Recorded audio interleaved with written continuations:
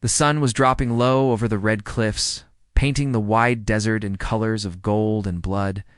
The wind carried a dry whistle through the sagebrush, bending the tall grass as if whispering secrets of the old world that had been here long before fences, before towns, before the railroad.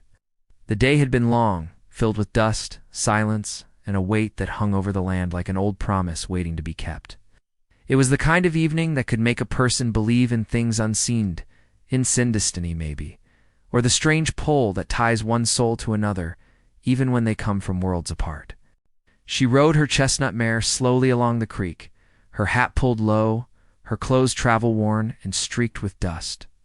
The trail behind her stretched far, empty and uncertain. She had been riding for 3 days without much rest, hoping to reach the next town before nightfall. But the desert had its own laws, and it seldom cared for a traveler's plans. The sky darkened faster than she expected, and with it came the eerie sound of coyotes singing somewhere in the distance. The land was beautiful but lonely, untamed but watching. She dismounted near the creek to let her horse drink. The air was cooler there, the scent of wet clay rising from the banks. She knelt beside the water, cupping her hands to wash her face. When she looked up, the reflection staring back was a mix of exhaustion and quiet strength. She had learned not to trust much in this wild country, but the desert had a way of testing what a person was made of. She took a deep breath, scanning the horizon, then froze. Something moved across the ridge, far but clear against the orange sky. A figure on horseback, dark and swift, cutting through the wind like part of the land itself. For a moment, she thought it was a trick of the light. But then the rider came closer, the horse's hooves pounding in rhythm with her heart. She felt the air shift, a weight pressing against her chest. Whoever it was, they rode with purpose. She reached for her rifle, her fingers steady, though her pulse jumped. The rider slowed, bringing the horse to a stop a few yards away. The man sat tall, his long hair lifted by the wind, his skin bronzed by sun and time. His eyes dark as obsidian, held her like they could read what lay beneath her guard. His clothes were of the Apache people, the kind she had heard stories about, but never met this close. There was no threat in his movements, only quiet command. Still, she didn't lower the rifle. "You're far from any trail," she said, her voice calm but cautious. He looked at her for a long moment, then spoke in a deep, even tone. "So are you."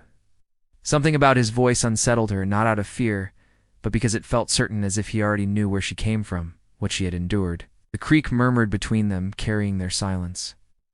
After a few seconds, he slid off his horse and stepped closer, his moccasins barely stirring the dust.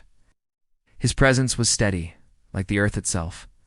She could see the small details now, the necklace of carved bone around his neck, the mark of paint near his temple, the faint scar along his jaw.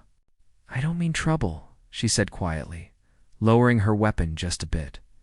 "Trouble finds its own," he replied. "You ride through our hunting lands. Few come this way without reason."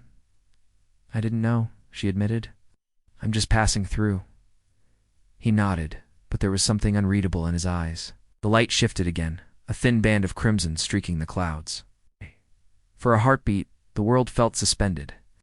Then, without warning, he turned his head sharply toward the north, his hand going to the knife at his belt. She followed his gaze and saw nothing, but the sudden tension in him made her heart tighten. The desert went still, no wind, no sound of birds. Then, faintly, came the echo of hoofbeats. "Not one horse. Several riders," she whispered. He looked back at her. "You're being hunted." She didn't answer right away. Her eyes flickered, revealing more than her words could. The truth was, she had been running. Running from men who thought her land and her silence were theirs to own. Men who didn't take no for an answer. She had left her home, everything she had known, because she refused to belong to anyone. His jaw tightened slightly as if he understood. "You'll not make it far before dark," he said. "They'll track by your horse.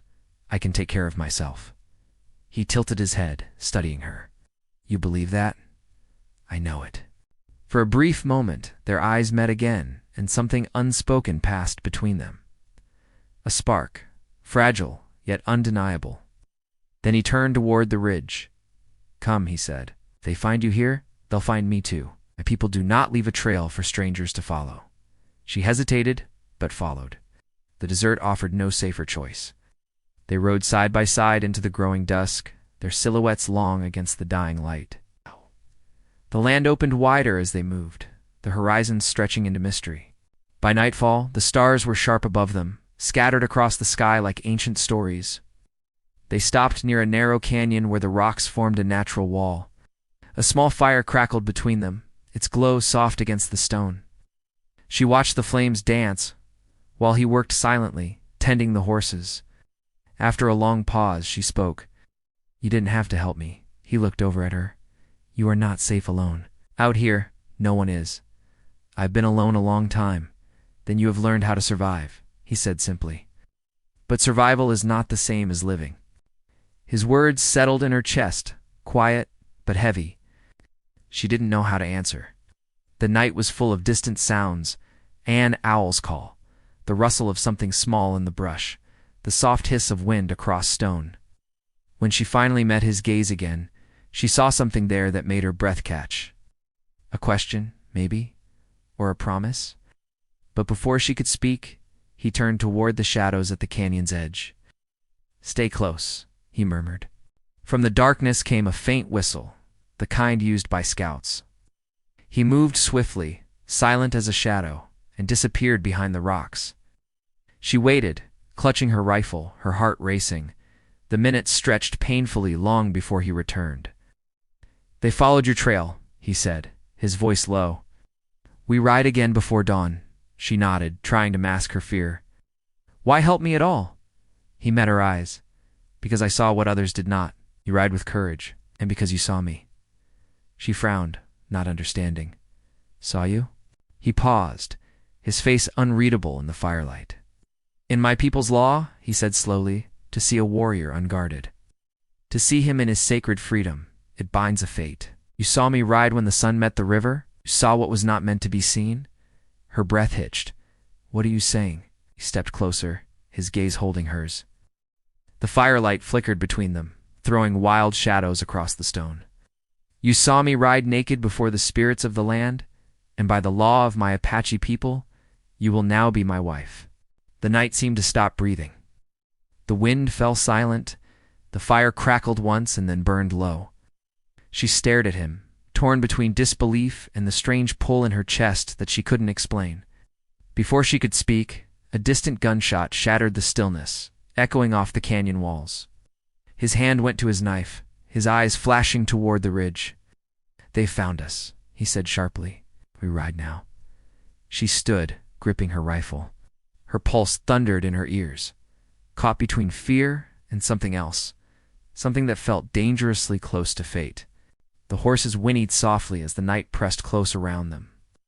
The stars above seemed to watch, ancient and knowing, as the two riders prepared to face what waited beyond the firelight. And in that suspended moment, before the storm broke, she realized her life had already changed. The gunshot echoed through the canyon like a warning from the heavens. The sound rolled off the cliffs, bouncing in waves until the desert seemed to hold its breath.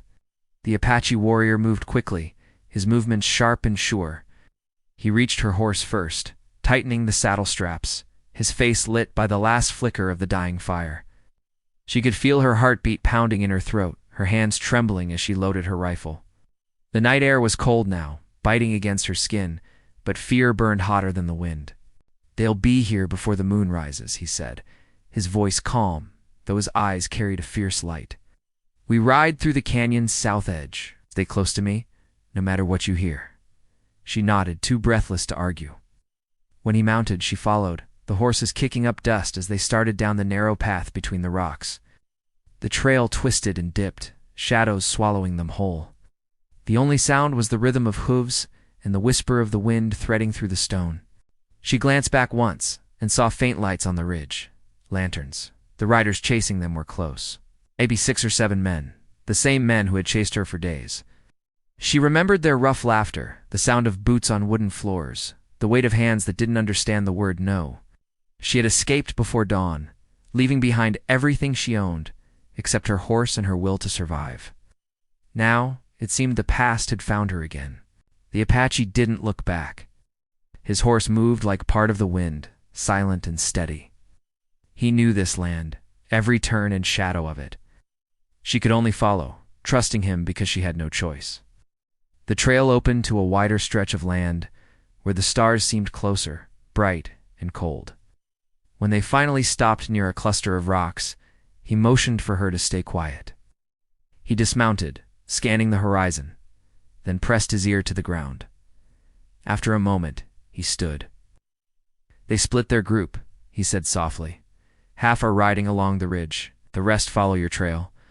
Her voice shook when she spoke. "Why do they want me so bad?" "Because men like them do not know what to do when a woman stands her ground," he replied. "They chase what they can't own." She looked down, her fingers gripping the reins tighter. His words cut deep because they were true. For too long, she had tried to live quietly, to keep to herself, to survive in a world that didn't care much for a woman alone. But the West had a cruel way of testing what a person was made of. When she looked up again, he was watching her, his face half hidden by the starlight. "You're not from these lands," he said. "Your hands don't carry the dust of this place." "I was born near the border," she answered. "After they passed, I stayed on the ranch until it was taken from me." "Taken?" She nodded. "A man claimed it in his name, said the papers were his. I didn't have much say in it." He was silent for a moment. "The white man's law is written with ink, not blood. But out here, both are tested the same." She didn't know whether he was angry at her people or simply speaking truth. Still, there was no bitterness in his tone, only quiet understanding. "What about you?" she asked softly. "What's your name?" He hesitated, as though names carried a weight he wasn't ready to share. "Among my people, I am called Taza," he said finally. "It means son of the morning. My father was a chief once. He taught me that every man carries two lives, the one the world gives him, and the one he must claim for himself." There was pride in his words, but also sorrow. She wondered what he had lost to make him speak like that. The wind brushed through his long hair, carrying with it the faint smell of sage and smoke. He looked toward the dark ridge again. "We ride east before dawn. There is water there and shelter.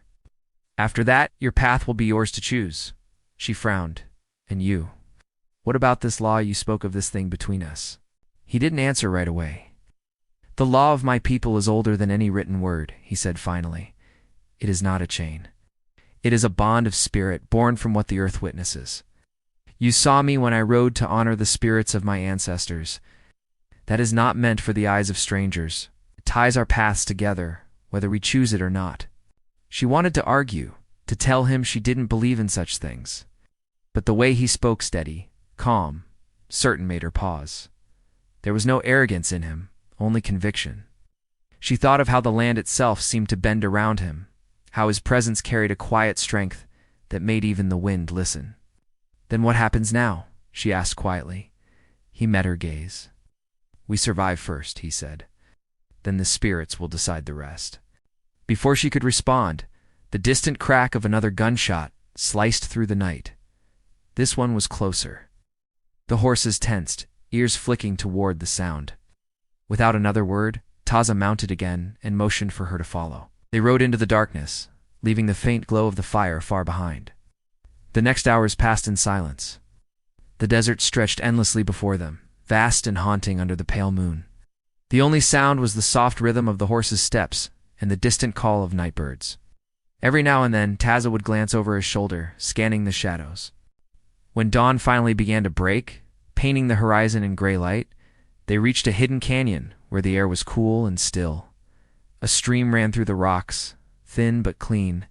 She slid from her horse, her legs aching, her throat dry.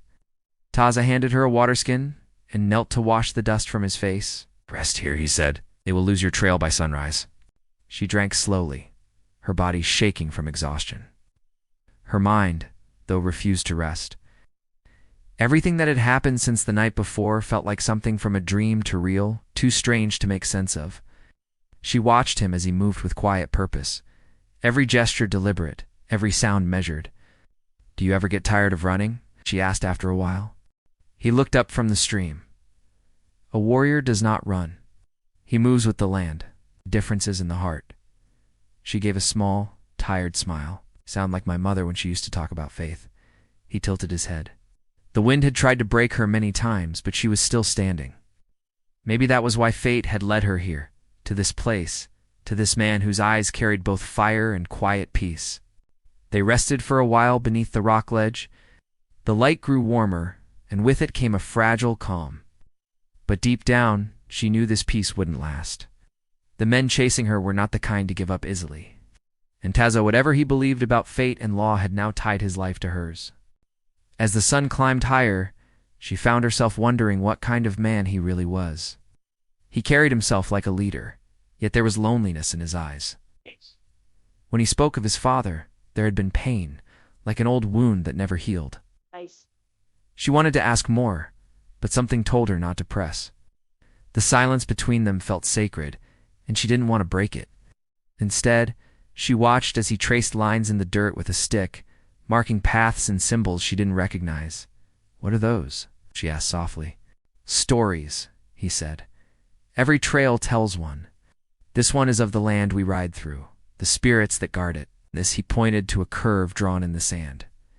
"This is where we must go." "Why there?" "Because it is where the land hides what men cannot find." She felt a chill despite the heat. "You mean your people?" He nodded once.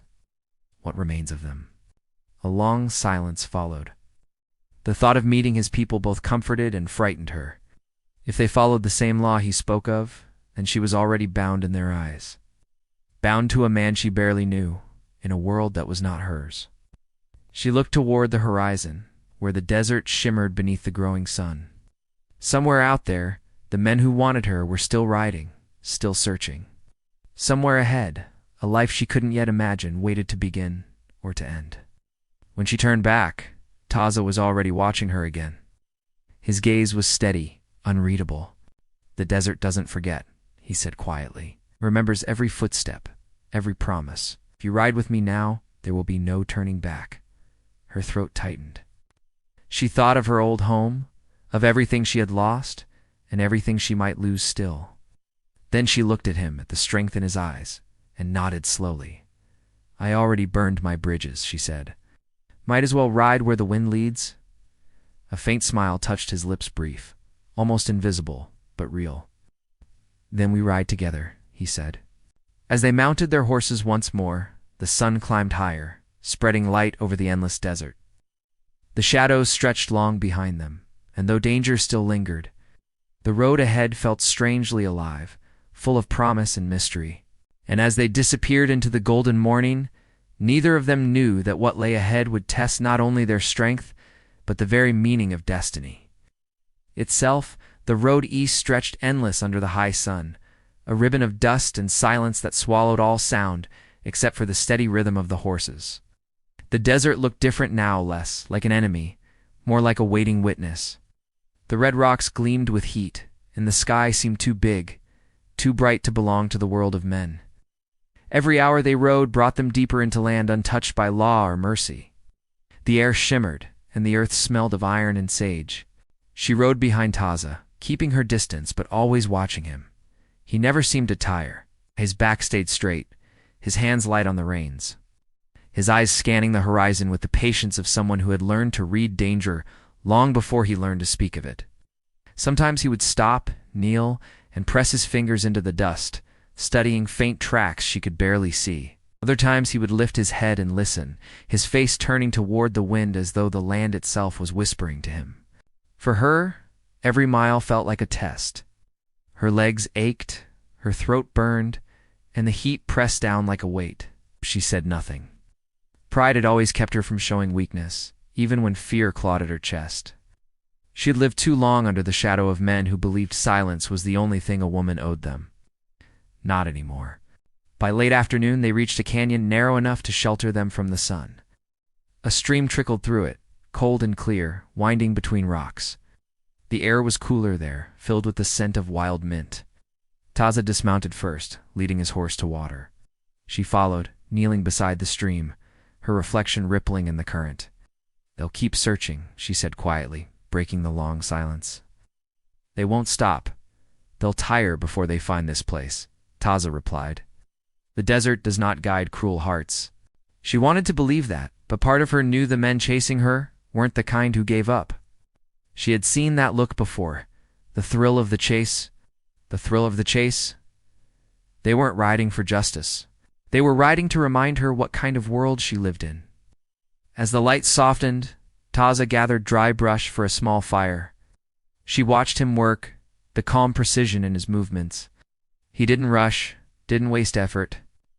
Everything he did seemed to belong to a rhythm she couldn't yet understand. "Tell me about your people," she said after a while. "You said we were going to them." He paused, looking into the small flame before answering. "There was a time when our villages covered these valleys. The rivers ran full, and the land was kind. Then soldiers came, and settlers. The rivers were fenced, the game vanished, and we were told to live where the earth was dry and thin. My father led the last of our people away from the camps. We live now between worlds, the old one that remembers us, and the new one that refuses to see us." She listened quietly. His voice carried both pride and loss, and something inside her stirred. "And your father?" she asked gently. "He died defending his home," Taza said simply. "He believed that a man's spirit belongs to the land, not to the papers of another." The firelight flickered across his face, highlighting the strength carved into his features. For a long time, neither of them spoke. The canyon around them pulsed with the soft hum of insects and the faint echo of running water. As the night deepened, Taza handed her a piece of dried meat and spoke again.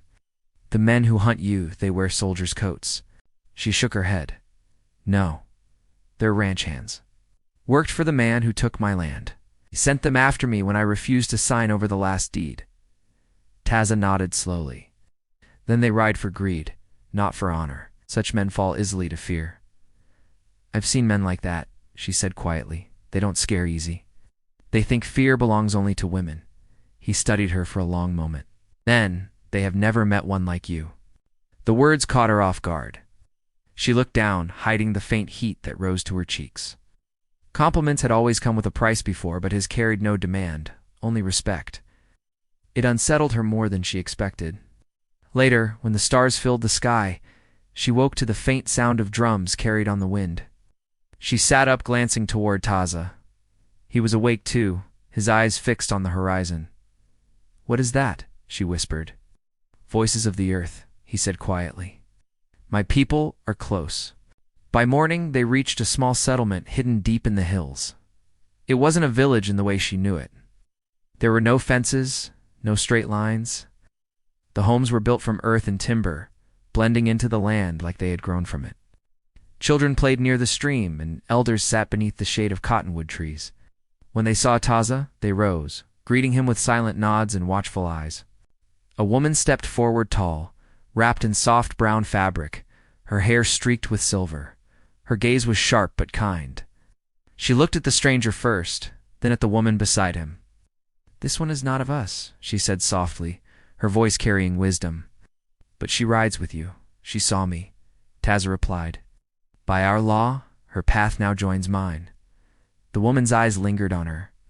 Then the spirits must have chosen her for a reason. The words made her heart quicken. Every eye in the camp seemed to weigh her, to measure her spirit without a single question spoken. It wasn't unkind, just heavy with meaning.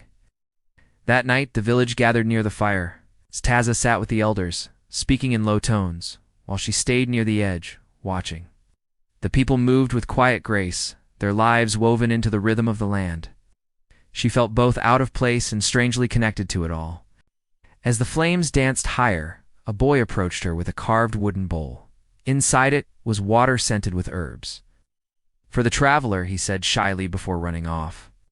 She smiled, touched by the gesture, and drank. Across the fire, Taza looked up, catching her gaze. There was something new in his eyes, something thoughtful, protective, and uncertain all at once. But before she could read it, one of the younger men approached him, speaking quickly in Apache. The tone was tense. Taza's expression hardened. He rose to his feet and walked toward her. "Scouts found fresh tracks west of here," he said. "Your pursuers are closer than I thought." Her stomach tightened. "Then we should go. Not tonight," he said. "The paths are too open. They'll expect you to run. We wait until the dawn." The hours crawled by. Every sound in the dark made her heart jump. She sat near the fire, unable to sleep. When Taza came to sit beside her, she felt some of the fear ease. "Do you ever get tired of fighting?" she asked softly. He looked into the fire. "When the fight is for something real, there is no tired. Only the knowing that you cannot stop." She nodded, understanding more than she wanted to. She had fought her own battles too, though hers had been quiet ones, fought with words. With will, with the refusal to give in when everything told her to. Just before dawn, the village stirred. The elders whispered prayers to the rising sun. Taza checked the horses, his movements sharp and focused. But before they could ride out, a shout echoed from the edge of the camp. Men on horseback appeared through the mist, 5 of them, armed and dust-covered. Her breath caught. They had found them. The village erupted into movement. Women pulled children back, and the men gathered their weapons. Taza stood in front of her, his posture steady, his knife drawn. The lead rider halted a few yards away, his hat low, his face shadowed. "You've got something that belongs to us," the man called out. His voice was low and mean. "Hand her over and we'll be gone." Taza didn't move. "She belongs to no man." The rider spat into the dirt. "You don't get to decide that, Chief." The air tightened like a drawn bow. The other riders shifted in their saddles, hands near their guns. The villagers watched silently, their faces calm but ready. "Go back," Taza said. "The desert will not carry your bodies far if you stay." The man laughed, a harsh sound that echoed through the canyon. "You think we're scared of a few campfires and stories? We've come too far to walk away now." Her pulse hammered in her ears. She wanted to shout, to tell them it wasn't worth dying over. But something inside her knew it wouldn't matter. These men didn't come to reason, they came to claim. Taz's voice dropped, cold as the steel in his hand. "Then the earth will judge you." A single second of silence stretched too long, and then everything moved at once. The riders kicked forward. The villagers scattered. Horses reared, the air filled with dust and shouting. She grabbed her rifle, heart pounding, eyes searching for Taza through the chaos. The sound of gunfire cracked across the morning air, sharp and final. Somewhere in the confusion, she saw him fall to one knee, his knife flashing, his movements fierce and sure. She tried to reach him, but hands pulled her back, one of the women dragging her toward the shelter of the rocks. "Taza!" she cried, her voice breaking. The wind carried the sound away.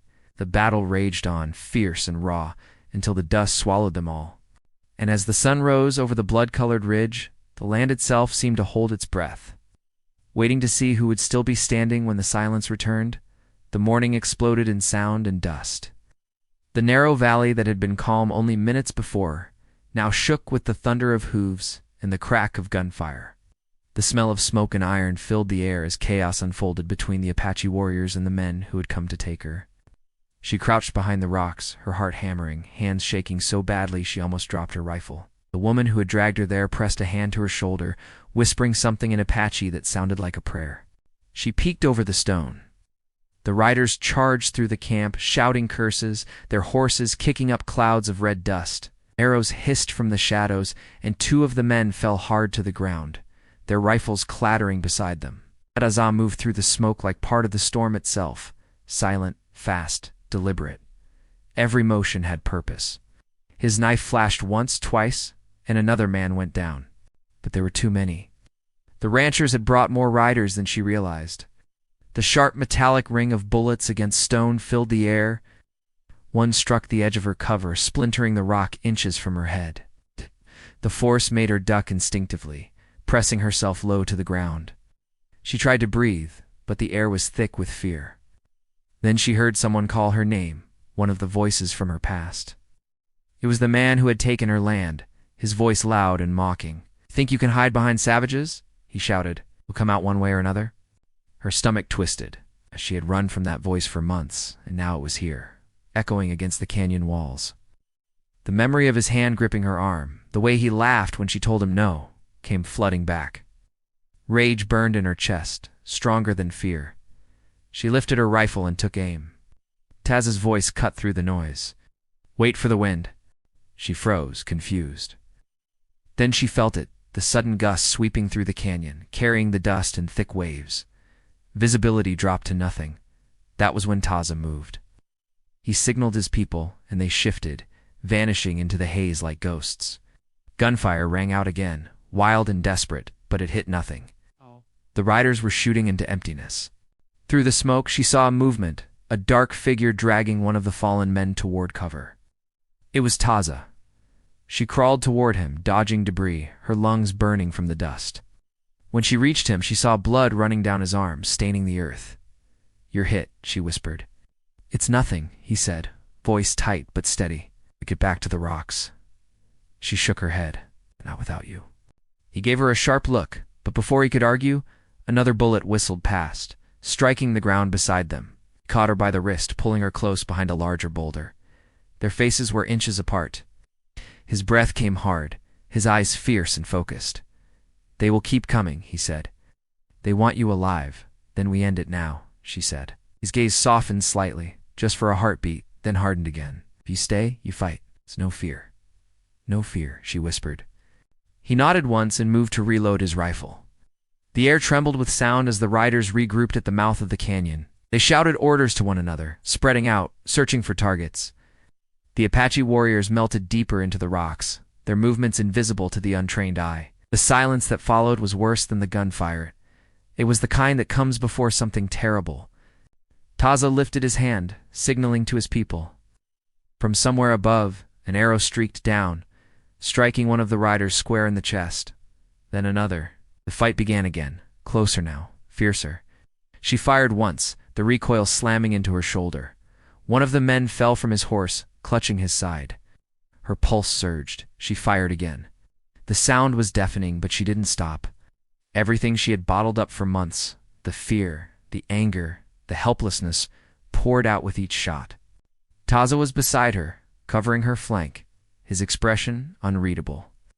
But she could see the fire in his eyes, not just the will to survive, but something deeper, a need to protect. He fought not for vengeance, but for something sacred. Then, through the haze, she saw the man who had started it all, the rancher. He was dismounted now, crouched behind a fallen horse, reloading his revolver. His eyes found hers, and he grinned. "Can't run forever," he shouted. Her grip tightened around the rifle. "I'm not running," she said under her breath. Before she could move, a gunshot cracked, and she felt the air shift beside her. Taza had stepped forward, taking the shot meant for her. The bullet grazed his shoulder, spinning him sideways. She caught him as he fell, her heart lurching. "Taza." He winced but pushed her hands away. "Stay down," he growled. The look in his eyes terrified her more than the gunfire. It wasn't pain, it was resolved. He was preparing for something final. He reached into his pouch and pulled out a small bundle wrapped in leather. Inside was a carved piece of bone and a handful of dust, the color of rust. "When I give the word," he said, "throw this into the fire. What will it do? It will blind their horses. Land will rise to protect its own." Before she could answer, the sound of hooves grew louder. The remaining riders were charging through the canyon, bullets whistling in every direction. The Apache warriors were pinned down, outnumbered. The woman beside him trembled but nodded. She understood now. This wasn't just about her. This was about survival, about standing for something that still meant honor in a world that had forgotten it. Taza rose, standing tall despite his wound. His voice cut through the chaos, calling to his people in their language. It was a cry of defiance, strong and clear, echoing off the canyon walls. The warriors responded as one. Arrows flew, horses reared, the earth itself seemed to shake. She waited for his signal, her hand clenched tight around the bundle. Then he looked at her and shouted, "Now." She threw it into the nearest fire. A burst of red smoke rose, swirling through the wind like a living thing. Horses panicked, screaming and bolting in every direction. The riders tried to control them, but the animals reared and threw them. The canyon filled with chaos once again. In the confusion, she saw the rancher rise, his revolver aimed straight at Taz's chest. She screamed his name, but the shot fired before he could turn. Taza stumbled, his hand clutching his side. Rage flooded her veins. She didn't think, she just raised her rifle and fired. The man dropped where he stood, his weapon clattering to the ground. For a long moment, everything went still. The sound of gunfire faded, replaced by the low moan of the wind moving through the rocks. The surviving riders fled, their shouts fading into the distance. The Apache warriors stood among the fallen, silent and solemn. She ran to Taz's side, falling to her knees. His breathing was ragged, blood staining his shirt. She pressed her hands to the wound, trying to stop the bleeding. "Stay with me," she whispered, her voice shaking. His eyes found hers, calm despite the pain. "The spirits are watching," he said softly. "They will not let the wrong win today." "Don't you dare talk like that," she said fiercely. "You're not leaving me. It's not after everything." He gave a faint smile, his hand brushing her cheek. "You were brave," he murmured. "Braver than any warrior I've known." The villagers gathered around them. The silver-haired woman from before knelt beside her, placing a hand on Taz's forehead and whispering something in her language. She then looked at the stranger. "The fight is not done," she said. "The land remembers the blood spilled upon it. The ones who fled will bring others." Her heart pounded. "Then we'll be ready," she said. The woman's eyes softened. "You speak like one of us now." As the sun began to sink, painting the canyon in deep red light, the air grew heavy with the weight of what had just happened. The silence that followed was not peace. It was the breath held before the storm's return. Taza lay against the stone, pale but breathing. She stayed beside him, refusing to move. The sound of the wind carried faint whispers, like voices from another world. Somewhere far off thunder rolled, though the sky was clear. When he opened his eyes again, there was a flicker of something new in them, in hope mixed with warning. "They will come again," he said quietly. "Men like that do not die with one fight." "Then let them come," she said, her voice low but firm. "We'll face them together." He looked at her for a long moment, and in his gaze she saw the truth of what lay ahead, the battles still to come, the choices still to be made. The fight had changed them both. What began as survival had become something else, something larger than either of them. As darkness crept across the land, the last of the light caught in his eyes, turning them to gold. The desert stretched silent and endless before them, waiting. And somewhere beyond the ridge, faint and distant, the echo of horses carried on the wind again. The night that followed was long and heavy. The fire burned low, casting a faint orange glow across the canyon walls. The air was thick with the smell of smoke and medicine herbs. She sat beside Taza, her hand resting against his, feeling the faint rhythm of his pulse. He was alive but weak. The wound had taken much from him, and yet his spirit remained strong. The Apache healer moved quietly around them, whispering ancient words that blended with the sound of the wind. When dawn finally came, the light crept gently over the horizon, painting the desert in soft pinks and golds. The battle was over, but the weight of what they had lost hung in the air.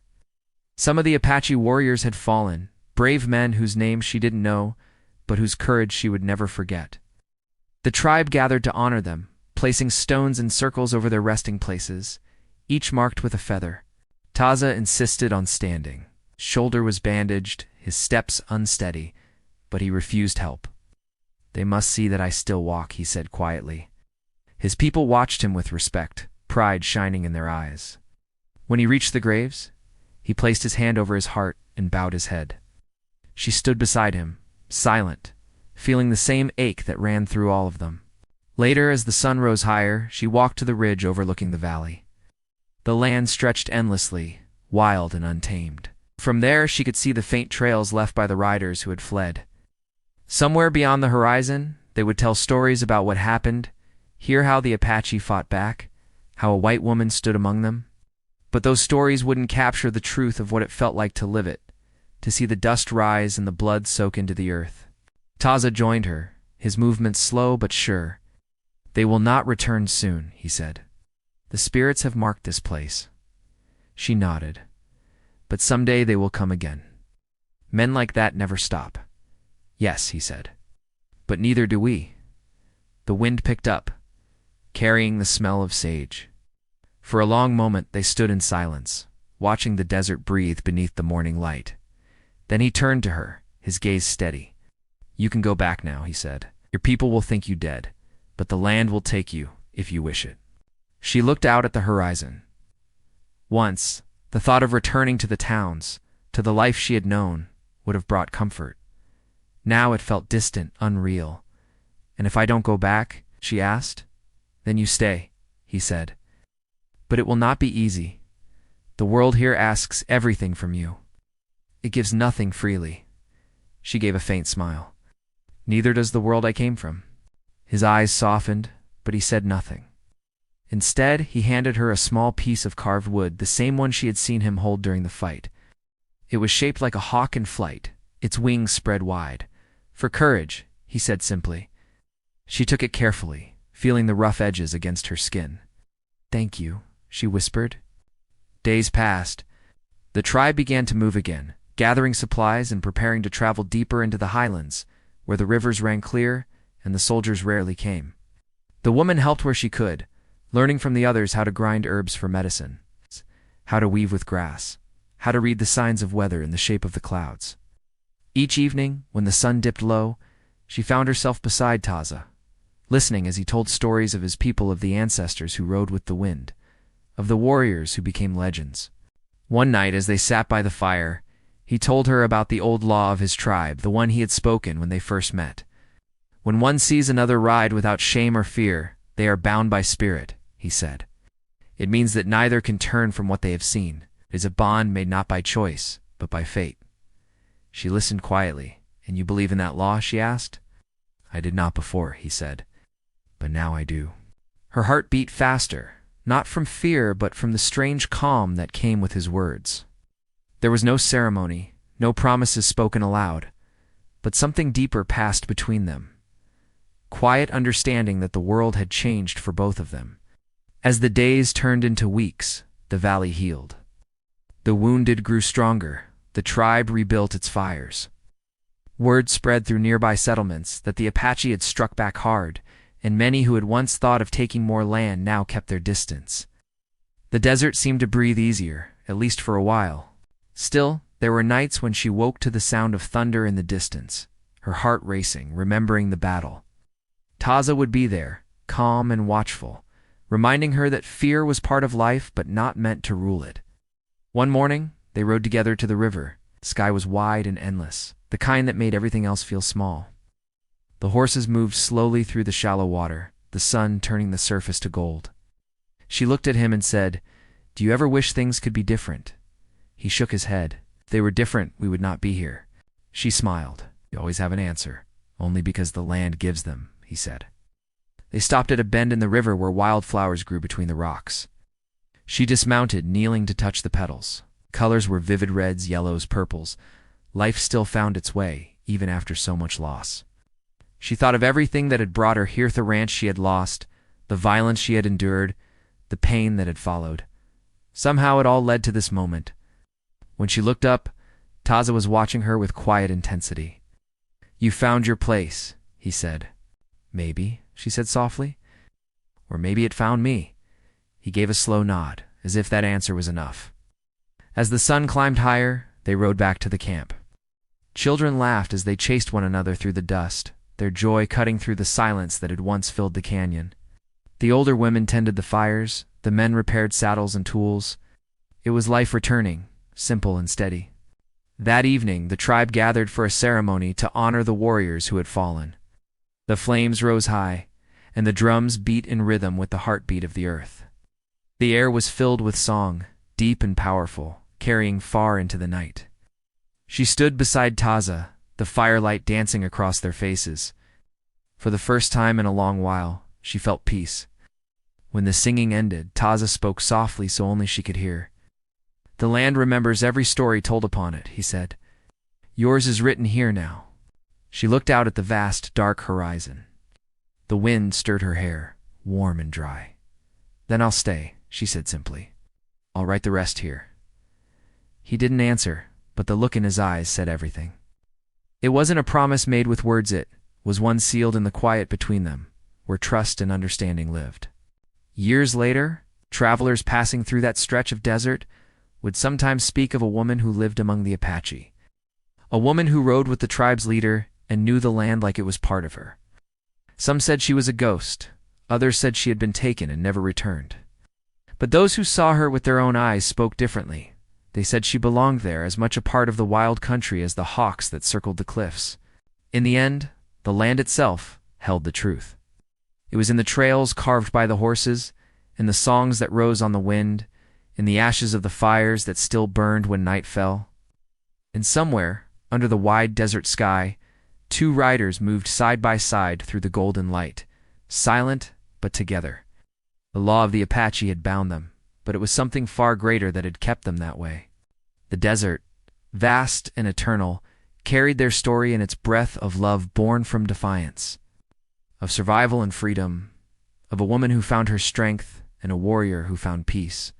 It was not a tale of victory or defeat, but of belonging.